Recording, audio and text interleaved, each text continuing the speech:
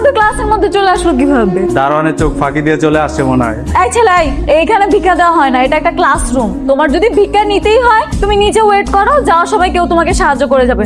ক্লাসরুমে বাধা দিও না, যাও যাও। বেচারা শখ করে আসছে, ওর অপমান করিস না। এই 20 টাকা দিয়ে দে না। 20 টাকা দেওয়ার মানে কি? ওকে দেখেই তো বোঝা যাচ্ছে যে ও একটা সুস্থ স্বাভাবিক মানুষ। এই ছেলে, তুমি সুস্থ না? তাহলে কেন আমাদের কাছে সাহায্য চাচ্ছ? তুমি রিক্সা চালাও, গ্যারেজে কাজ করো, ভাতের হোটেলে কাজ করো, কিছু একটা করে খাও। সুস্থ স্বাভাবিক মানুষ, মানুষের কাছে কেন সাহায্য চাবে তুমি? আমি তো এই জায়গায় কোনো সাহায্য চাইতে আসিনি। সাহায্য চাইতে আসেনি? তাহলে কেন এসেছো? আমি এই জায়গায় এসে ইফতেখার স্যারের লগে দেখা করতে। এসব ধান্দা আমরা বুঝি। যা ক্লাসেতে বে, যা বেরো। আর দেখিস না কেমন স্যান্ডেল পরে চলে আসে ক্লাসের মধ্যে। সবাই কেমন আছো? সবাই ভালো আছে। কে তুমি?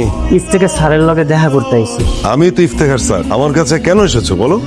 আপনি ইফতেখার স্যার? হ্যাঁ। আমি ভুবনপুর গ্রাম থেকে আইছি। এই যে একটা চিঠি আছে। আমার একমাত্র নাতি, আজ থেকে ওর সব দায় দায়িত্ব তোমার। ইতি তোমার প্রিয় শিক্ষক। আর আমি তো তোমাকে চিনতেই পারিনি। Sir okay? ও আমার প্রিয় শিক্ষকের একমাত্র নাতি। ও এখন থেকে তোমাদের সঙ্গে পড়াশোনা করবে। স্যার ওরে তো দেখতে ভিক্ষুক মনে হইছে, আর ও আমাদের সাথে প্রাইভেট ভার্সিটিতে পড়বে স্যার। ওকে দেখে খুব সাধারণ মনে হয়, তাই না? কিন্তু না, ও অসাধারণ ব্রিলিয়ান্ট একজন ছেলে। সেটা কয়েকদিন পরে তোমরা টের পাবে। তোমার সব কাজ আমি কমপ্লিট করে দিয়েছি। কালকের থেকে তোমার ক্লাস। এই চাঁদনি, এদিকে আয়। তোমা ও হচ্ছে আমার মেয়ে, ওর নাম চাঁদনি। চাঁদনি শোন, তুই বাসায় যাওয়ার সময় ওকে সঙ্গে করে নিয়ে যাবি, ঠিক আছে? আর আমার আরো একটা ক্লাস আছে, আমি শেষ করে আসছি। বাবা ও কি রে চাঁদনি, তুই না বলেছিলি তোর বাসায় খুব ব্রিলিয়েন্ট স্টুডেন্ট আসবে, তুই নাকি তার সাথে প্রেম করবি? এই তোর হবু বয়ফ্রেন্ড? আশ্চর্য দোস্ত, তোর মজা কেন নিচ্ছিস আমার সাথে? আমি কি করে বলবো বল? বাবা এরকম একটা খ্যাত গাইয়া ছেলে ধরে নিয়ে আসবে। চাঁদনি, এই চাঁদনি, চাঁদনি। কি হয়েছে? হ্যাঁ, এত জোরে জোরে চিৎকার দিচ্ছ কেন? মানে চাঁদনি চাঁদনি বলে সারা বাড়ি মাথায় তুলে নিচ্ছ কেন? কি হয়েছে? দাঁড়াও চাঁদনি, আসে। এদিকে। কি হয়েছে বাবা?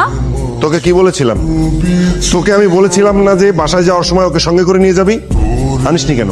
একা একা কেন চলে এলি?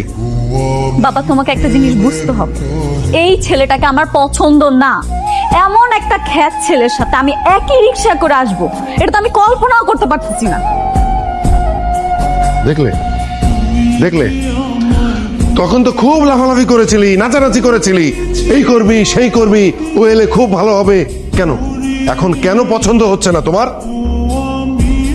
আর ধুত, শুধু কি তোমাকে বলেছে নাকি? ও তো আমাকেও বলেছে এই করবে সেই করবে, সঙ্গে যাবে। হ্যাঁ আমি বলেছিলাম মা, আমি বলেছিলাম, কিন্তু আমি কি জানতাম বাবা কোত্থেকে একটা গাইয়া ছেলেকে নিয়ে আসবে? আমি যদি জানতাম তাহলে বাবাকে নিষেধ করতাম। এই ছেলেকে আবার কেন নিয়ে আসছে? এত বেশি বিয়াদবি করো না।